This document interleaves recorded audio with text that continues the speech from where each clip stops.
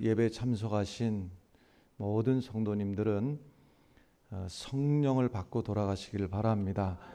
성령께서 오늘 내게 주시는 말씀을 꼭 붙들고 돌아가시기를 바랍니다. 구약 성경에 흔히 법궤라고 하기도 하고 언약궤라고 하기도 하고 법궤와 언약궤는 같은 것입니다마는 모든 신앙의 중심이 법궤였고 또 같은 말로 언약궤였습니다. 그 법궤가 있는 곳에서 때로는 구름 기둥이, 불 기둥이 올라서 이스라엘 그 광야 40년을 이끌었고 그 법궤를 앞세우고 나갈 때에 여리고 성이 무너졌고 그 법궤를 앞세우고 나갈 때에 요단강이 갈라지기도 하고 그랬습니다. 그래서 이 법궤, 언약궤를 아주 귀중한 것으로 여기고 거룩한 것으로 여기고 이 법궤에 아주 대단한 능력이 있다고 생각을 하게 됐던 거지요. 그런데 이 법궤가 어떤 사람에게는 아주 큰 축복이 되기도 하지만 어떤 사람에게는 이 법궤와 관련해서 큰 어려움을 겪기도 하고 그랬습니다. 사사시대 말기에 엘리 제사장이라고 하는 제사장이 있었는데 그 시대에 이웃나라 블레셋하고 큰 전쟁이 있었습니다. 그 전쟁에서 아주 그 1차 전쟁에서 완전히 패하고 나서 어떻게 하면 좋을까 생각하다가 그래, 그 법궤를 이 전쟁터에 가지고 오자. 그 하나님의 능력이 임하는 그 법궤만 오면 우리가 이기겠다. 그래가지고 법궤를 전쟁터에 끌고 왔는데 막상 전쟁을 하고 보니까는 웬걸 오히려 전보다도 더 큰 패를 하고 말았습니다. 그래서 그 전쟁에서 3만 명이나 죽었고 그리고 거기에서 법궤마저도 블레셋한테 뺏겨버리고 말았습니다. 승리할 줄 알고 가지고 온 이 법궤가 늘 하나님의 임재가 여기 있고 하나님의 능력이 나타나는 이 법궤를 가져왔는데 이기기는커녕 법궤마저도 뺏기고 말았어요. 하나님의 임재를 상징하는 이 법궤가 물론 거룩하고 왜냐하면 하나님의 임재가 거기 있기 때문이지만 여기서 우리가 똑똑히 알아야 되는 것이 법궤가 능력이 있는 것이 아니라 하나님에게 능력이 있다고 하는 사실을 잊지를 말아야 됩니다. 하나님의 임재를 상징하는 것일 뿐이지 중요한 것은 법궤를 지금 가지고 왔느냐가 문제가 아니라 하나님하고 관계가 어떤 관계냐 하는 것이 훨씬 중요한 것입니다. 그래서 블레셋이 이 법궤를 가져다가 자기네가 섬기는 다곤 신전 앞에다가 딱 갖다 놨습니다. 말하자면 다곤 신이시여 저 야훼라고 하는 그 신을 우리가 잡아왔습니다. 우리 신이 더 이겼습니다. 자 여기 포로로 잡아왔습니다. 뭐 그런 의미로다가 다곤 신전 앞에 법궤를 딱 갖다 놨는데 하룻밤을 자고 나서 보니까 그 다곤 신이 그 법궤 앞에 엎어져 있는 거예요. 이상하다 하고 다시 세워놓고 다음날 또 가서 보니까는 이제는 엎어진 정도가 아니라 그 다곤 신의 목이 부러져 있고 팔목이 부러져 가지고서는 돌아다니고 이거 안 되겠다. 이러다 큰일 나겠다. 그래가지고서는 이 법궤를 여기저기로다가 일로 갔다 절로 갔다가 근데 가는 곳마다 독종이 발생을 하고 재앙이 임하고 하니까 이거 안 되겠다. 도저히 안 되겠다. 이거 다시 이스라엘로 다시 돌려보내야 되겠다. 그래가지고 법궤를 이스라엘로 오게 되었는데 이 법궤 언약궤가 그 블레셋에 가서 7개월 동안 여기저기 다니다가 간신히 이스라엘로 돌아왔는데 돌아와서는 기랏 여아림이라고 하는 아비나답이라고 하는 사람 집에 그걸 모셔놓게 되었는데 모셔놓고 나서 70년이 지나는 동안에 다 잊어버린 겁니다. 거기에 법궤가 있는지 언약궤가 있는지 방치해버린 겁니다. 70년 동안이나 법궤가 어디 있는지 아무도 관심을 갖지 않고, 그 아무도 관심을 갖지 않는다고 하는 것은 하나님의 임재에 대해서, 하나님 앞에 우리가 어떻게 살아야 될지에 대해서 아무도 신경을 안 썼다는 얘기입니다. 그 시대의 왕이 누구였는가 하면 사울이라고 하는 사람이 왕이 되었었습니다. 그러다가 다윗이라고 하는 사람이 왕이 돼서 다윗이 가만히 생각을 하는 겁니다. 하나님의 법궤가 지금 어디 있지? 그러면 이 생각을 해야 됩니다. 우리의 생각이요, 하나님에 대해서 관심을 가져야 되고, 하나님의 생각이 어떠할까를 우리가 생각을 해야 되고, 하나님의 마음을 우리가 생각을 해야 되는 거예요. 하나님이 지금 무슨 생각을 하실까?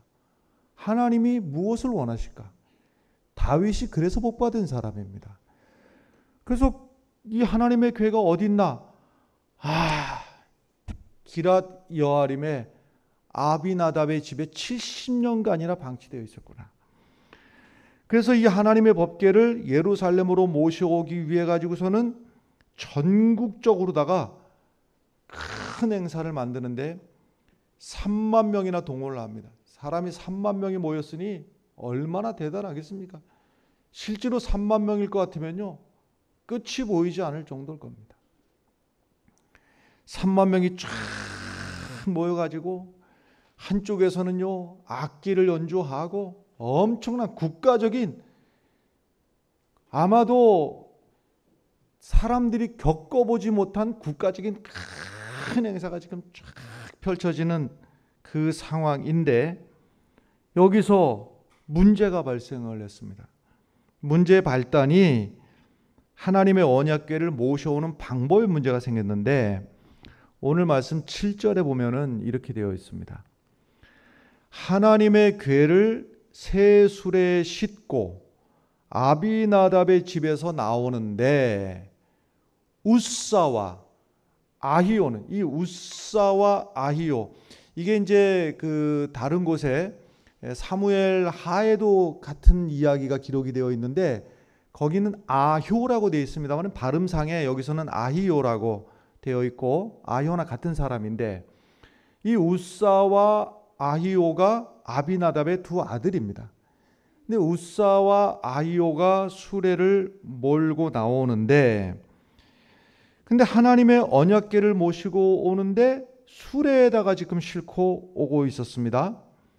그런데 이 같은 언약궤를 옮기는 방법에 대해서 민수기 4장 15절에서 이렇게 방법을 딱 일러줬거든요. 민수기 4장 15절 말씀을 보면 진영을 떠날 때에, 그러니까 법궤를 옮길 때에는 이렇게 해라 얘기해요. 아론과 그의 아들들이 성소와 성소의 모든 기구 덮는 일을 마치거든 고핫 자손들이 와서 맬 것이니라. 딱 정해졌습니다. 그 레위 지파 중에서 고핫 자손만 이 언약궤를 메야 된다. 그러나 성물은 만지지 말라. 이 법궤를 만지지는 말라. 손으로 대지는 말라. 그들이 죽으리라. 심지어는 어느 정도까지 엄하게 말했는가 하면 이것을 만지면 죽는다. 그래서 법궤를 옮길 때는 어떻게 되는가 하면요, 이제 네모난 박스 형식으로 되어 있거든요. 다음번에 법궤에 대해서 설교를 할 기회가 있으면 하나 좀 모형을 좀 허집사님들로 만들어 달래 가지고 여기다 갖다 놓고 해야 될 것 같은 생각이 드는데, 그 굉장히 크진 않습니다, 규모가.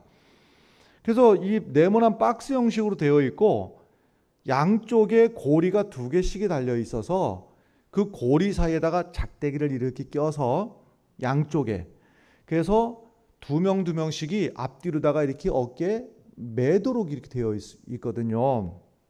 그 다음에는 꼭 그렇게 해야 되겠어요. 여기다 하나 갖다 놓고 작대기도 껴놓고. 자, 이 방법이 딱 정해졌는데요, 2가지입니다. 하나는 무엇인가 하면 이것을 옆에 있는 고리에다가 막대기를 껴서 레위 자손들이 이것을 어깨에 매야 된다. 이것이 첫 번째 원칙. 두 번째가 뭐냐면 손으로 만지지 말라 하는데, 그런데 지금 이 7절 말씀에 보니까 궤를 메어서 옮기는 것이 아니라 새 수레에다가 이걸 실어놓고 이걸 옮기고 있는 중인데, 지금 이 방법은요, 하나님이 일러주신 방법이 아니라 법궤가 전쟁 중에서 블레셋에 뺏겼을 때 블레셋 사람들이 여기저기 옮겨 다니기도 하고 마지막에 이스라엘로 돌려보낼 때 블레셋에서 이용했던 방법이거든요. 수레에다가 쫙 법궤를 갖다가 이렇게 올려놓고 말이죠.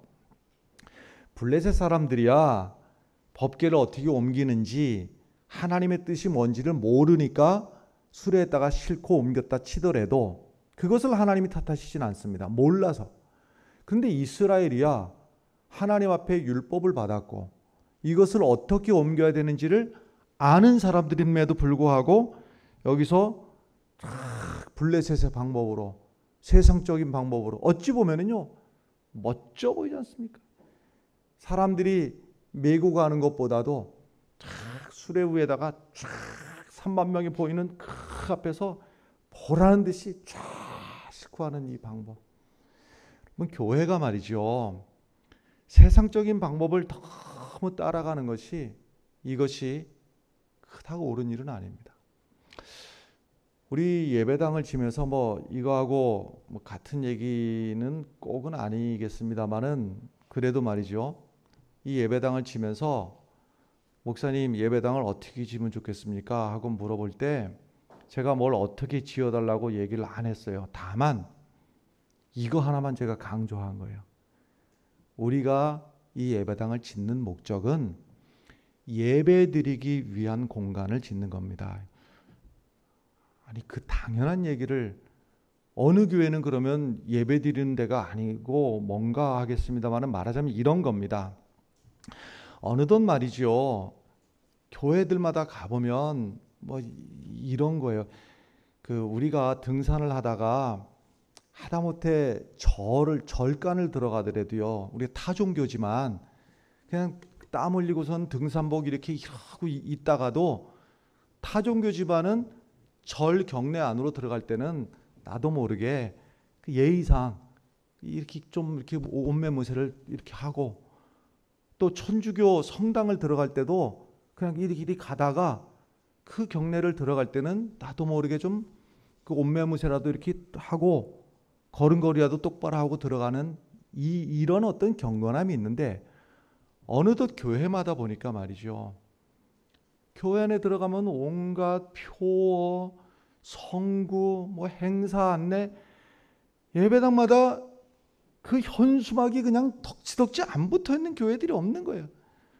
그래서 제발 나는 어떻게 이 예배당을 지어달라고가 아니라, 일단 없애야 될 것들 첫 번째, 일단 현수막 거치대는 절대로 근처도 오지 마라. 내가 여기서 목회하는 동안에는 예배당 안에다가 현수막 절대로 한 번도 안 건다. 예배당을 와서 주님 앞에 기도하고 주님 만날 생각에 대한 눈에 뺏기는 것이 다 행사가 언제고 뭘 잘하라고 뭘 어쩌라고. 어느덧 예배당마다요, 각 교회마다 보면 앞에 화면을, 개척교회도 그렇습니다.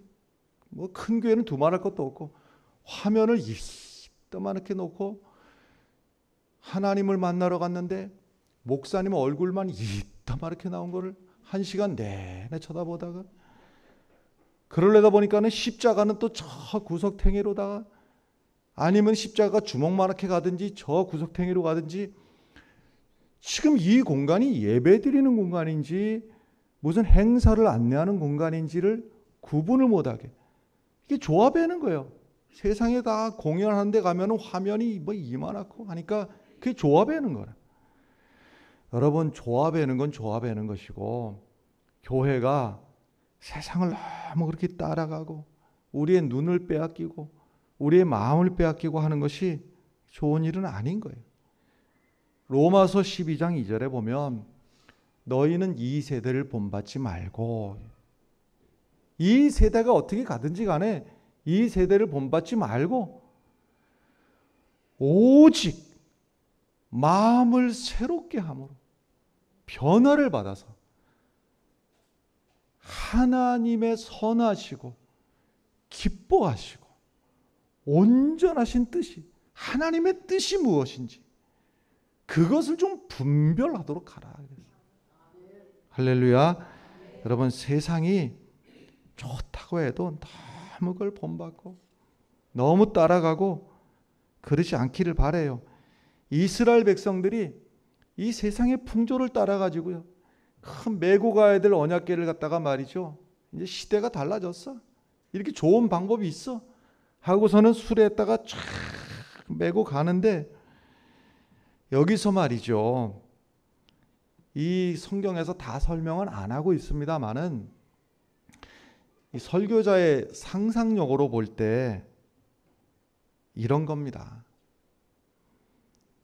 자, 지금 이 법궤가, 언약궤가 아비나답의 집에 그 두 아들 우사와 아요가 지내는 동안에 몇 년을 지냈다고 그랬습니까? 70년 동안 지내면서 이런 거지요. 늘상 보던 거, 그거 우리 집에, 우리 집 창고에 있던 거, 이거 어떻게 보면 다른 사람보다도 내가 우리 집에 있었던 건데, 내 마음대로, 내 방법대로. 아니면 하나님의 임재하시는 곳이라고 하는 것도 이제는 감각이 둔해지고, 이제는 늘 우리 집 창고에 있던 거 내 마음대로 끄집어내고 내 마음대로 집어넣고 내 마음대로 건드리고, 70년을 지내면서 이 법궤 앞에서 그 경건함, 하나님 앞에 있다고 하는 이 두려움, 이 마음도 다 사라지고, 우리 집 창고에 있던 거 끄집어내놨는데 어떻게 하면 쫙 멋지게 보일까? 수레 위에다가 딱 놓고 말이죠. 지금 여기 역대상에서는 자세하게 기록이 안 되어 있습니다만은 사무엘하에 보면 이렇게 되어 있습니다. 앞에 아효가 그 수레 앞에 탁 서고 뒤쪽에는 우사가 탁 서서 사람들이 3만 명이 쫙 보는데, 거기서 말이죠, 이 수레에다가 탁 실어놓고 70년 동안이나 우리 집 창고에 있던 거 드디어 빛을 볼 때가 됐다. 그 앞에 두 사람이, 다른 사람들은 범접도 못하는 이 법궤에 내가 주인이야, 내가 주인. 그래서 하나는 앞에 딱 보란 듯이 쓰고, 그 사람들이 지금 법궤를 보기 위해서 모였는데 다 나를 보는 것 같은 거죠. 다 나를 보는 것. 이 마음을 가지고서는 쫙 갈 때에 7절 말씀 다시 보면 이렇습니다. 하나님의 궤를 새 수레에 싣고 아비나답의 집에서 나오는데 우사와 아이오는 수레를 몰며 이랬어요. 의기양양, 자신만. 지금 사람들이 막 법궤가 나오니까는 박수를 많이, 그러면 마치 나에게 박수를 치는 것 같은 이 어깨가 으쓱하고 말이죠. 이 법궤가 우리 집에 있었던 거야. 이 마음을 가지고서는 이 현장의 주인공이 다윗도 주인공이 아니고 우사도 주인공이 아니고 아요도 주인공이 아니고 하나님이 이 상황에, 이 장면에 주인공이라고 하는 사실을 잊어서는 절대로 안 되는 겁니다. 여러분, 모세라고 하는 사람이, 모세하고 그 형 아론이요, 이스라엘을 애굽에서 구출해내고 그 가나안까지 그 광야길 40년을 인도하는데 얼마나 고생을 했는지 몰라요. 고생이요. 이놈의 백성들이요, 틈만 나면 불평하고 원망하고, 잠깐만 나도 뭐가 좀 부족하다 싶으면요, 모세를 심지어는 돌로 치려고 하고 죽이려고 하고, 그리고 심지어는 저 모세 죽여버리고 우리는 애굽으로 돌아가자, 뭐 별소리를 다 들어가면서 40년을 고생을 하고 광야길을 왔는데, 정작 가나안 땅 딱 앞에서 하나님이 너 모세, 아론 가나안 땅에 못 들어간다. 아니, 이런 법이 어디 있습니까? 이 고생 다 하고 아니 세상에 가나안 땅까지 가기 위해서 이 고생을 했는데 하나님이 아예 너 모세 아론 너 가나안 땅 못 들어간다. 왜 못 들어갑니까?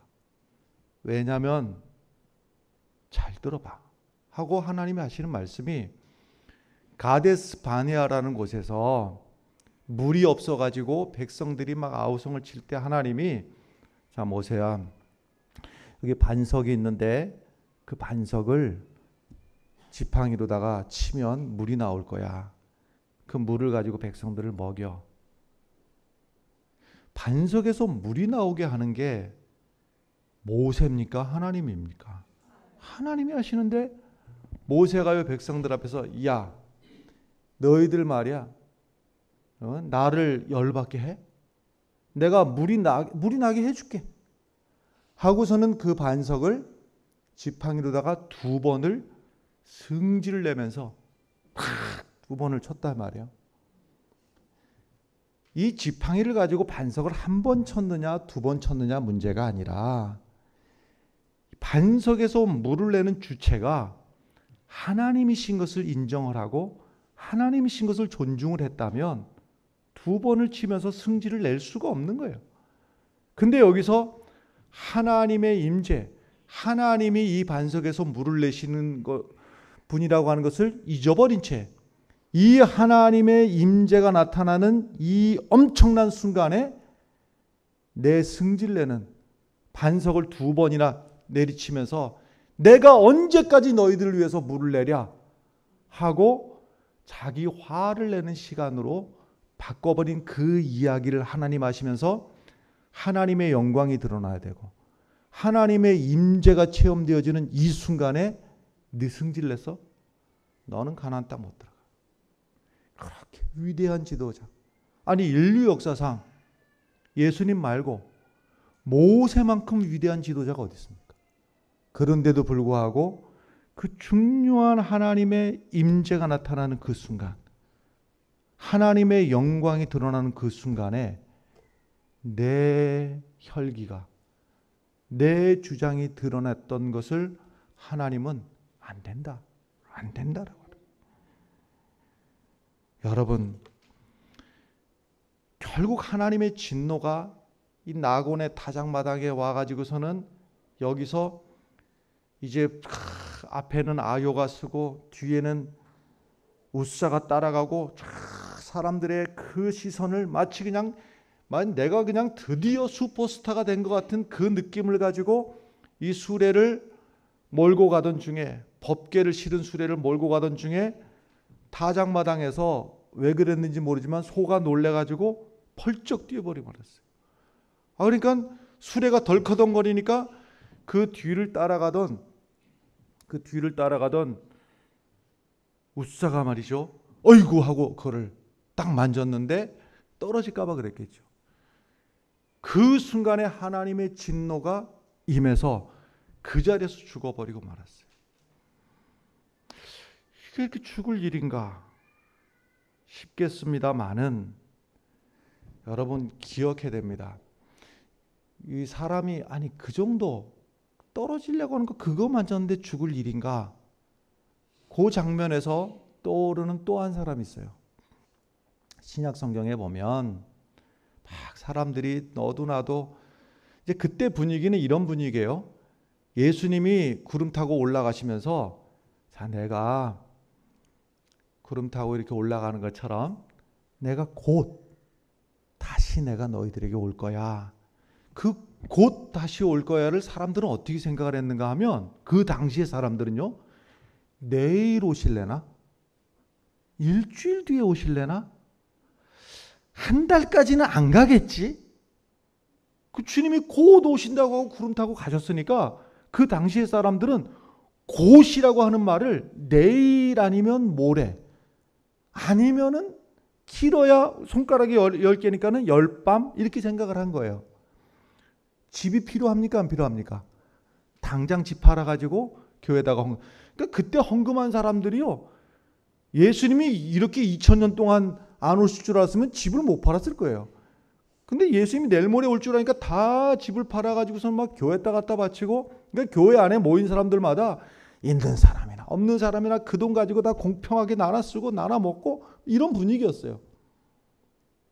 여기서 한 집에서 말이죠. 여보, 우리도 딴 사람들 다 집 팔아가지고 헌금하는데 우리도 집 팔아가지고 헌금할까? 그러자. 우리가 체면이 있지. 딴 사람들도 다 집 팔아가지고 헌금하는데 우리도 집 팔아가지고 헌금하자. 그 집을 팔았어요. 근데 다 헌금하려니까는 좀 아까워요. 그래갖고 절반은 여기다 넣어놓고, 문제는 말이죠. 그냥 갔다가 이게 집 팔았는데 이 집 팔은 절반입니다. 이러면은 괜찮았을 터인데 이 집 팔은 돈입니다. 하고서 이제 그걸 갖다가 이제 베드로 앞에 바쳤는데, 여기서 베드로가 이것을 책망을 하면서, 베드로가 꾸짖을 때에 헌금하다가, 세상 인류 역사상 말이죠. 딴 일도 아니고 헌금하다가 죽어버렸어요.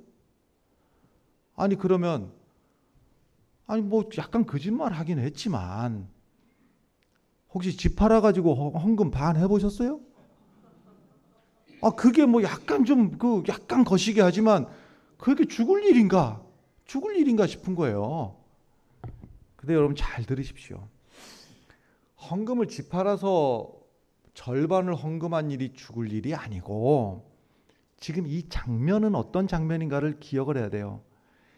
성령이 마가의 다락방에 임해서 교회가 시작되는 이 장면이 성령께서 역사하시는 그 현장이었어요. 성령이 역사하는 그 현장에서 왜 절반을 바치면서 집 파는 거라고 그러는가 하면, 내가 칭찬받고 싶고 내가 사람들에게 존대받고 싶고, 지금 이 자리는 성령의 역사가 나타나는 현장이고 하나님의 영광이 드러나는 현장인데, 내가 영광을 받고 싶고 내가 칭찬받고 싶고 내가 사람들에게 박수 받고 싶고, 그 자리가 헌금하다가 죽음의 자리가 되었던 거예요. 여러분 잘 기억해야 됩니다. 하나님의 언약궤 앞에서 지금 이때가 하나님의 영광이 드러날 때인지 내가 존중받고 칭찬받을 때인지 이것을 구분 못하고 신앙생활하면 안 되는 겁니다. 14절로 넘어가 보면, 하나님의 궤가 오벳에돔의 집에서 그의 가족과 함께 석 달을 있으니라. 지금 이 집에서는 딱 석 달 있었는데 여호와께서 오벳에돔의 집과 그의 모든 소유에 복을 내리셨더라. 아니 지금 오벳에돔은 이 법궤를 떠맡고 싶지가 않은 분위기예요. 아니 지금 수레에 옮기다가 지금 사람이 죽어나갔어요. 누구도 근처를 갈 수가 없어요. 누구도 무서워서 근처도 못 가는 거예요. 근데 오벳에돔의 집에 가게 되었는데 어쩔 수 없이 떠맡았어요. 이 궤가 여러분 집에 왔을 때 한번 상상을 한번 해봐요. 지금 조금 전에 이거 한번 만졌다가 사람이 죽어버렸어요. 이게 집에 왔다고 한번 생각을 한번 해봐요. 그 앞을 지나가려다 급한 일이 있어서 막 뛰어가다가 집 안에 어떻게 들여놨는데 막 급한 일이 있어서 뛰어가다가 그 궤 앞을 지나갈 때 뛰어가겠어요? 뛰어가다가 말고 조심하고 발소리라도 날까봐 조심. 아니 부부간에 화가 나가지고 당신이 말이야 하고 싸울래다가도 옆에 법궤를 보면서는 싸울래다가도 말고, 애가 속을 세게 가지고 공부하라는 공부는 안 하고 뭐 해서 야 네가 할래다가도 입을 다물어버리고, 이 법궤 앞에서 왜? 하나님의 임재가 3개월 동안 느껴지는 것이죠. 이 앞에서.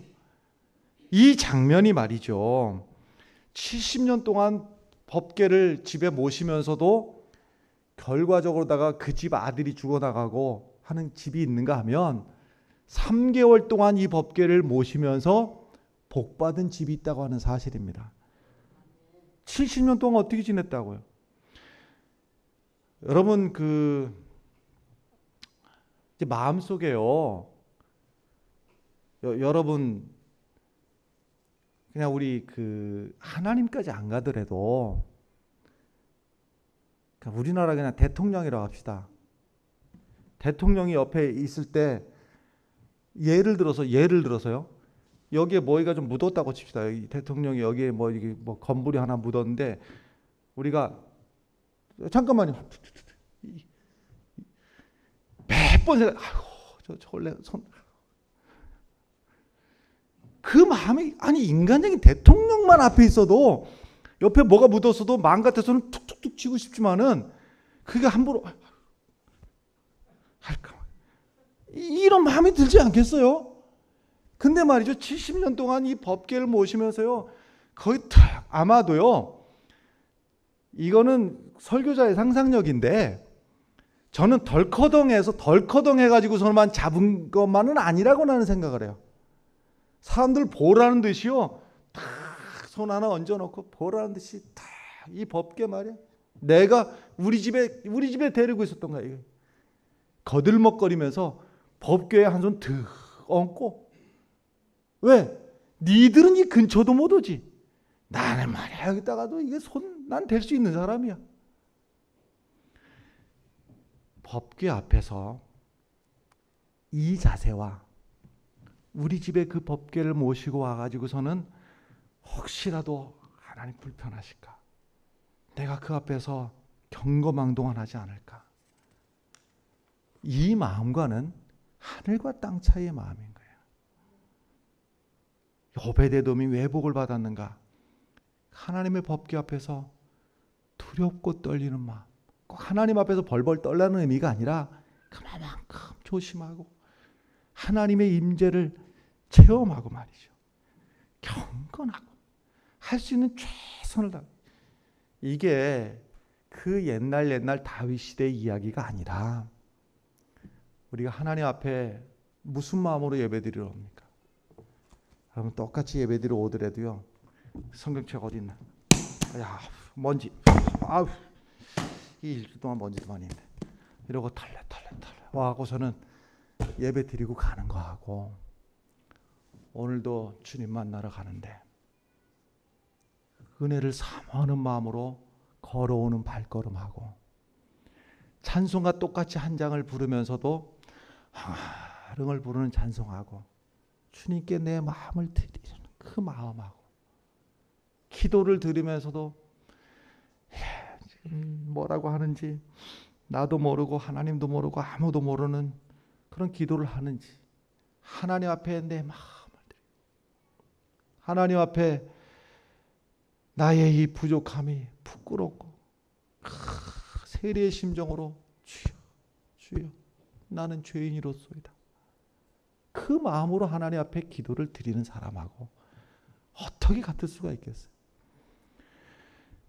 때가 됐으니 일주일에 한 번 와고 또 예배 때우러 가자. 또 한 번 예배 안 드리면 뭔가 껄쩍지근하고 그렇게 예배 드리는 거와 사모하는 마음을 가지고 주님을 만나려는 그 마음을 가지고 나와서 예배 드리는 사람하고 어찌 같을 수가 있겠느냐 말이에요.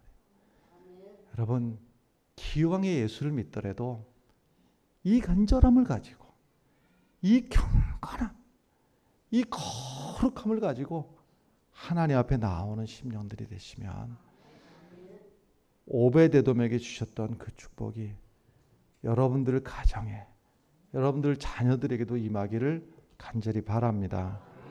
기도하겠습니다. 하나님의 은혜 감사합니다. 하나님 앞에 오베데돔에게 주셨던 그 마음, 두렵고 떨리는 마음, 하나님 앞에 조심하는 마음, 경건하는 마음, 최선을 다하는 이 마음 가지고 늘 주 앞에 서게 하여 주시옵소서. 예수님 이름으로 기도하옵나이다. 아멘.